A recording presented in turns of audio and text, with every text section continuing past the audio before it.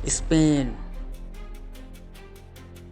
मुसलमानों का दौर स्पेन की तारीख का सबसे रोशन और सुनहरा दौर माना जाता है। कभी स्पेन में इस्लामी हुकूमत ने ऐसा दौर देखा जब कर्तबा दुनिया का सबसे बड़ा और सबसे रोशन शहर था।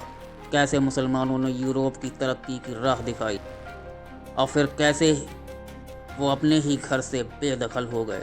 आज की इस वीडियो में हम जानेंगे कि स्पेन में मुसलमानों का उरूज कैसे हुआ और कैसे स्पेन में मुसलमानों की 800 साला हुकूमत सिर्फ तारीख का हिस्सा बनकर रह गई। बात है 2018 कबल मसीह से लेकर 5वीं सदी के शुरुआत तक। रोमन हुकूमत आइबेरियाई जजीरों पर काबिज हुए और इसे नाम दिया हिस्पानिया। इस दौर में रोमन कानून, लैटिन ज़बान और बुनियादी ढांचे की तरक्की हुई। लेकिन 218 ईसा पूर्व से पहले यानी रोमन साम्राज्य के आने से पहले स्पेन का क्षेत्र मुख्य रूप से स्थानीय कबीलों और व्यापारिक बस्तियों से भरा हुआ था। इस समय इबेरियन प्रायद्वीप पर कई तहजीबों का असर था। इस समय स्पेन में इबेरियन और सेल्टिक कबीले आबाद थे। इबेरियन लोग ज़्यादातर स्पेन के पूर्वी और दक्षिणी इलाकों में बसे हुए थे। वहीं सेल्टिक कबीले उत्तरी और पश्चिमी इलाकों में रहते थे और इनकी तहजीब ब्रिटेन और आयरलैंड के सेल्टिक लोगों से मिलती जुलती थी। ये लोग खेती और धातु कला पर आधारित थे और छोटे छोटे कबीलों में बटे हुए थे। लगभग 1100 ईसा पूर्व में फिनीशियन व्यापार के लिए स्पेन के दक्षिणी साहिली इलाकों में आए और इन्होंने कदीज नामी बस्ती बसाई। फिनीशियन समुद्री ताजिर थे और उन्होंने स्पेन में व्यापार के मरकज़ बनाए। बाद में कार्थाजीनियन जो उत्तरी अफ्रीका आज के ट्यूनिस से थे स्पेन में दाखिल हुए और उन्होंने कई इलाकों पर कब्जा कर लिया।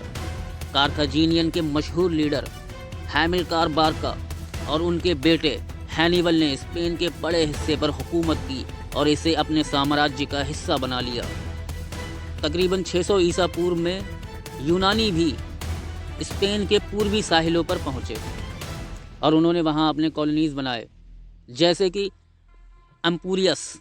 यूनानी ज़्यादातर तिजारत के लिए आए थे और उन्होंने यहाँ की लोकल तहजीब को अपने इल्म और फ़न से मुतासिर किया। 218 ईसा पूर्व में जब रोमनों ने स्पेन पर कब्जा करना शुरू किया, उस वक्त रोमन्स एक खुदा की बजाय बहुत से खुदाओं की इबादत किया करते थे।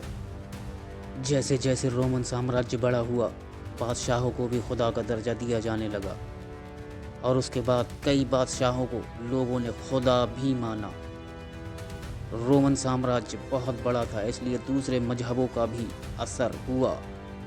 जब रोमनों ने नए नए इलाके फतह किए तो वहाँ के मजहब भी उन्होंने अपनाने शुरू कर दिए। पहली सदी ईसवी में जब ईसाई मजहब शुरू हुआ तो रोमन हुकूमत इसके खिलाफ थी। ईसाइयों को सिरों में सजाएं दी गईं, लेकिन चौथी सदी ईसवी की शुरुआत में रोम के बादशाह कॉन्स्टेंटाइन ने ईसाई मजहब कबूल कर लिया।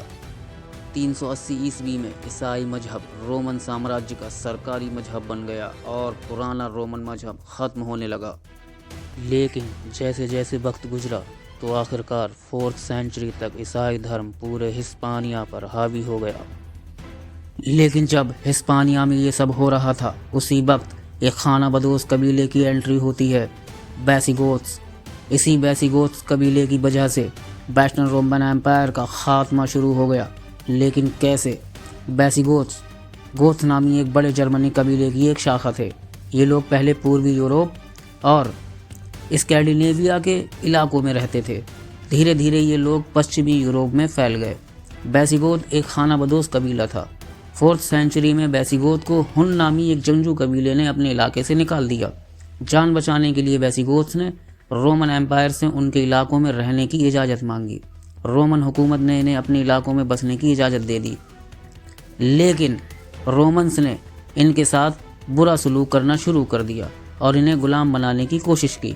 जब बैसिगोथ सरदार एलारिक रोमन हुक्मरानों की इस हरकतों से परेशान हो गया तो उसने रोमन एम्पायर के खिलाफ बगावत कर दी और आखिरकार 9 अगस्त 378 सेंचुरी में बैसिगोथ्स और रोमन्स फौजों के बीच एड्रियनोपल नामी जगह पर ज़बरदस्त लड़ाई हुई और इस जंग में रोमन्स को करारी शिकस्त हुई। रोमन हुकूमत की पूरी एक आर्मी तबाह हो गई।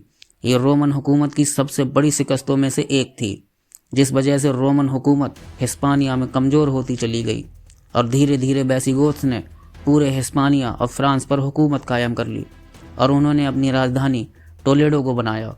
बैसिगोथ शुरुआत में अरियान ईसाई थे, लेकिन बाद में रोमन कैथोलिक ईसाई बन गए। 507 सेंचुरी में उन्होंने फ्रांस का हिस्सा खो दिया, लेकिन स्पेन में उनकी हुकूमत जारी रही। बैसिगोथ्स कैथोलिक ईसाई धर्म कबूल कर चुके थे, इसलिए बैसिगोथ्स और रोमन लोगों के बीच दूरियां ख़त्म हो रही थीं।